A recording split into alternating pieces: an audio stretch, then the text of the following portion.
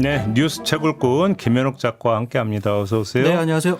오늘 어떤 걸 책으로 오셨습니까? 네, 지난주 금요일 통일부 업무보고에서 이재명 대통령이 북한의 노동신문 개방을 언급했습니다. 네. 예, 이재명 대통령은 국민들이 북한 매체를 보고 선전에 넘어가지 않을 정도의 수준이 됐다면서 노동신문을 실시간으로 볼 수 있게끔 열어둬야 한다는 취지로 이야기를 했는데요. 네. 그런데 이에 대해서 이 장동혁 국민의힘 대표를 비롯한 당 지도부와 야당 주류에서 비판의 목소리가 나왔습니다. 네. 예, 장 대표는 대통령을 향해 정신 차리시라 이렇게 비판을 했고, 나경원 의원은 국민 여론과 안보의식을 서서히 좀먹겠다는 위험한 시도다 이렇게 주장을 했습니다. 근데 윤석열 정부에서 통일부 장관을 지냈던 권영세 국민의힘 의원 네.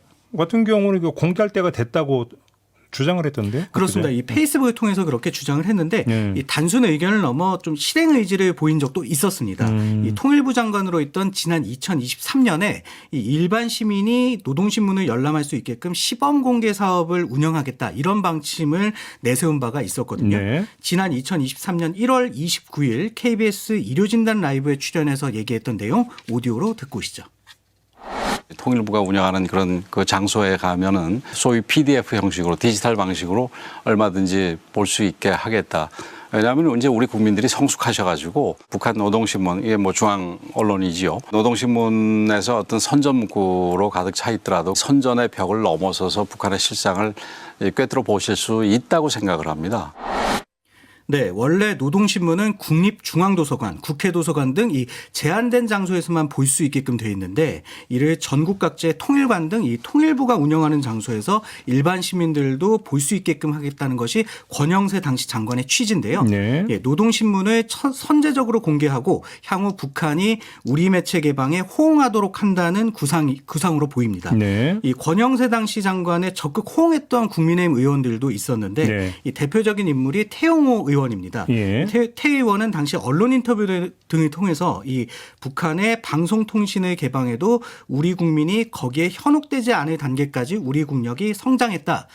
국민의 알 권리를 영국이나 미국, 일본 같은 수준으로 이제 상향해야 한다. 이렇게 이야기를 했고요. 네. 태 의원이 지난 2022년 9월 이 북한방송통신 개방에 대한 입법 토론회를 개최를 했는데 네. 이때 축사를 했던 인물이 국민의힘 원내대표를 지냈던 윤재욱 당시 국회 외통위원장입니다. 네. 예, 윤 위원장은 북한방송통신을 선제적으로 개방해 북한에 대한 이해와 공감대를 넓히고 종국에는 우리 방송과 매체 또한 북한에 개방되도록 해 상호 개방으로 나아가는 것이 민족 동질성 회복을 위한 본사업의 최종 단계다. 이런 입장을 내놓기도 했습니다. 그러면 이때 움직임이 상당히 구체적이었고 실천 방안까지 나왔던 건데. 그렇습니다. 근데 최종적으로 안 됐잖아요. 네네. 왜 안 된 겁니까, 그런 것들? 이게 좀 궁금해서 통일부에 어제 직접 좀 물어봤거든요. 네.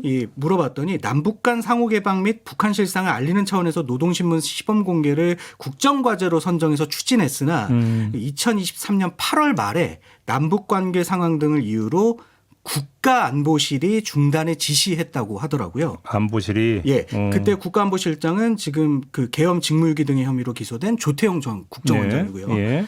결국 최고 결정 단위인 용산에서 제동을 걸었다는 의미입니다. 이 반면 지금은 대통령이 적극 의지를 보이고 있는 상황이고요. 그래요? 네. 그러면 지금 이재명 정부는 어떻게 개방할 건지 구체적인 계획을 세운 겁니까?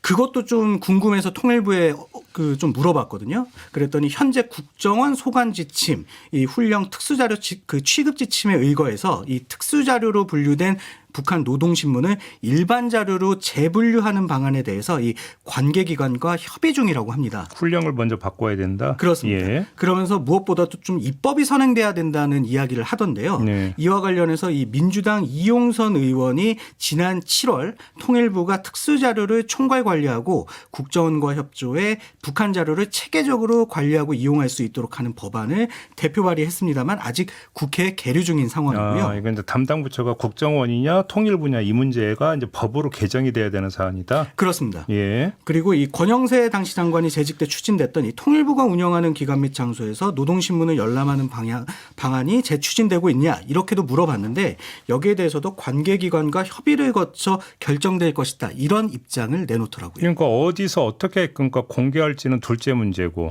특수 자료를 일반 자료로 먼저 바꿔야 네네. 공개가 가능해진다. 법적 근거가 먼저 마련돼야 된다. 이런 지금 취지인 거잖아요. 그렇습니다. 이제 수순이 이렇게 된다 이런 얘기가 되겠네요. 네네.